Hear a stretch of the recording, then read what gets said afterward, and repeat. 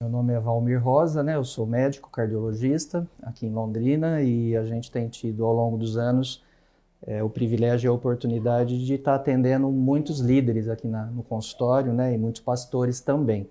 Pensando nessa questão em que circunstâncias esses líderes têm nos procurado, são as mais diferentes circunstâncias, mas a maioria deles vem para fazer um check-up de coração, quando não, já com alguns problemas, né, instalados. E infelizmente dentro do meio evangélico e falando especialmente para a liderança e pastores, esses pastores têm chegado aqui numa situação bastante complicada, a maioria deles com problemas sérios na parte do coração, hipertensos, diabéticos, a grande maioria desses pastores obesos, sem fazer nenhum tipo de atividade física, sedentários, estressados. Aliás, o estresse hoje é uma das questões mais sérias que tem, não só na população geral, mas também no meio pastoral. E eu creio que essa demanda e essas questões que existem muito hoje da igreja ser muito grande, com muitos membros e o poder, né, ou então as circunstâncias que essa igreja desenvolve, essa maneira de entender que uma igreja forte é uma igreja muito lotada de pessoas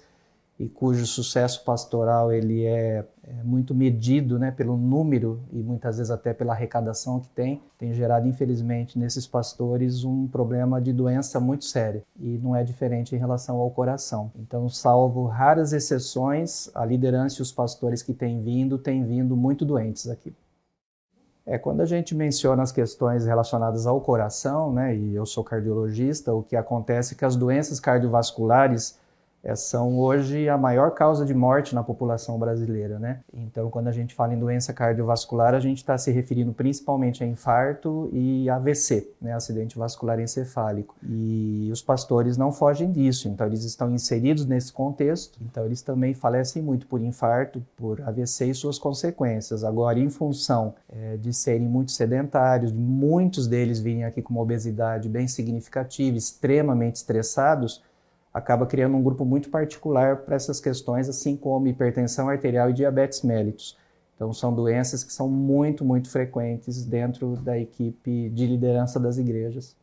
Essa questão do líder se preocupar muito com pessoas e às vezes se esquecer dele, eu diria, né, que ela é uma realidade em parte, no sentido de que esse líder que ainda tem um perfil de cuidar de outras pessoas, ele sim tem uma carga emocional muito grande sobre ele, mas do que a gente tem visto, pelo menos aqui a nível de consultório, tem mudado um pouco esse perfil dos pastores, da liderança, em que os pastores estão muito mais correndo atrás da questão estrutura, igreja, e não pessoas. Então, o que tem estressado, né, a liderança e os pastores hoje, eu não diria que é a membresia, mas eu diria que é a estrutura onde ele está inserido. Então, essa demanda que a igreja tem hoje sobre esses pastores é que tem sido o grande causador de estresse. Pessoas, elas dão trabalho, pessoas, elas são complicadas, e o ser humano sempre foi assim, sempre vai ser. Mas, por outro lado, quando você vê o resultado daquilo que você está trabalhando, é prazeroso.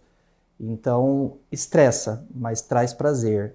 Na minha opinião, a grande questão hoje que causa esse estresse todo no meio pastoral é a estrutura em que ele está envolvido, é a demanda que ele tem dentro da igreja local.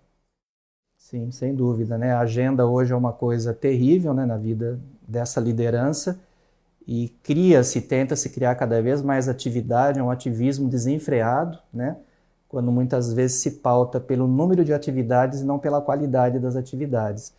E isso acaba gerando, sem dúvida, um estresse muito grande, né?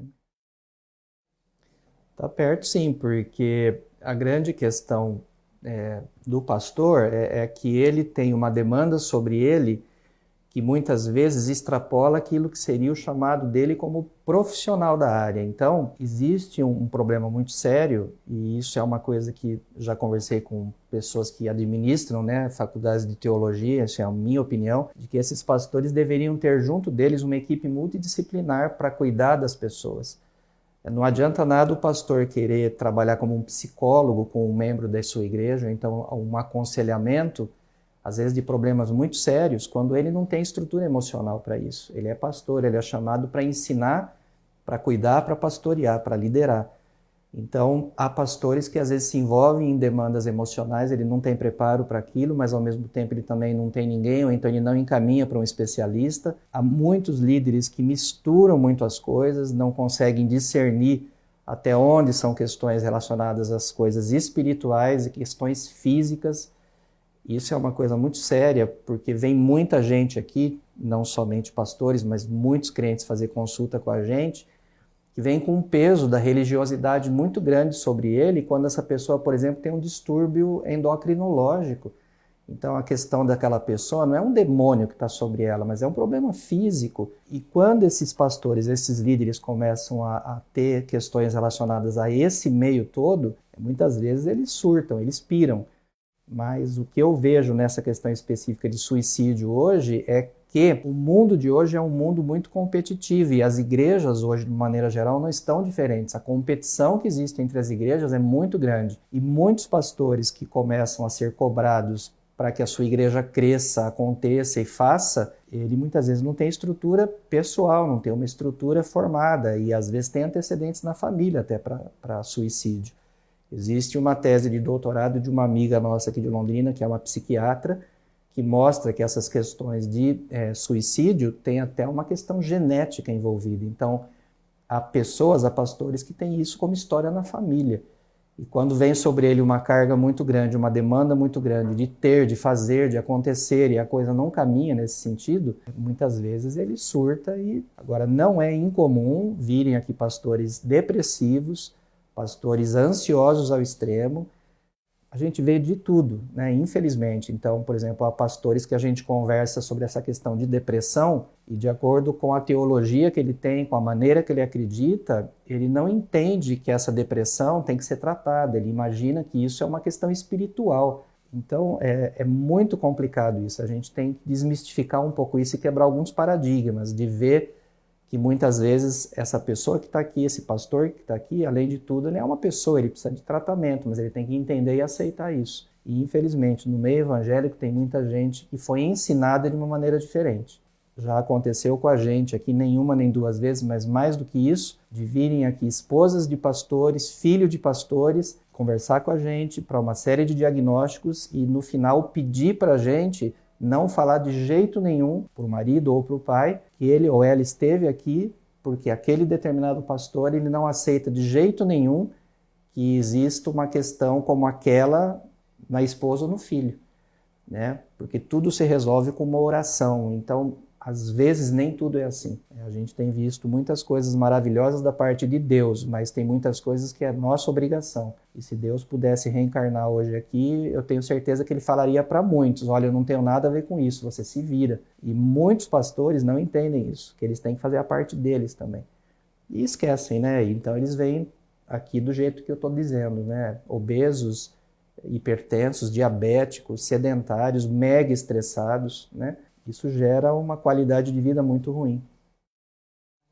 O conselho que a gente tem dito, em primeiro lugar, é determinar as prioridades, né? Não adianta ficar correndo atrás do rabo, como a gente fala, né? E para os pastores não é diferente, né? Existe um padrão bíblico até, né? Para que você possa ter as suas prioridades da maneira correta. E muitas vezes esses pastores, esses líderes têm esquecido de que o trabalho dele dentro da igreja, na verdade, não é o objetivo número 1 da vida dele. Ele tem outras prioridades, né? E sabem disso muito mais do que a gente, né? Porque são teólogos, sabem na teoria, não na prática. Então, assim, priorize corretamente as coisas, valorize mais a família, valorize mais um tempo livre, valorize mais uma atividade física de rotina. Dá para contar nos dedos aqui os pastores que vêm que são realmente fiéis a uma boa atividade física, a uma alimentação balanceada. Isso é raridade hoje, né?